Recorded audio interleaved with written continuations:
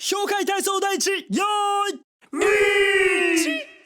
はい、じゃあお兄さんの後に続いて元気よく歌ってみよう。キャ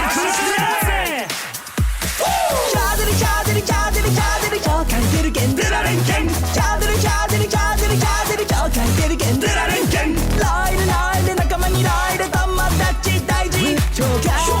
介紹介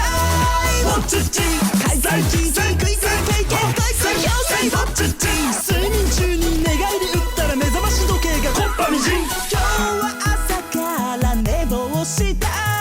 タイマーはちゃんとかけたのにどうして拳が痛いんだ、どうして拳が赤いんだ、あとははっはー紹介の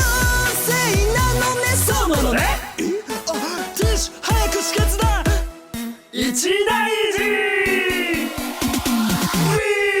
毎日帰りに目覚まし買うけど翌朝起きたらコッパみじん。キャーデルキャーデルキャーデルキャーデル今日書いてるけんデラレンケンキャーデルキャーデルキャーデルキャーデル今日書いてるけんデラレンケンライルライル仲間にライル友達大事紹介紹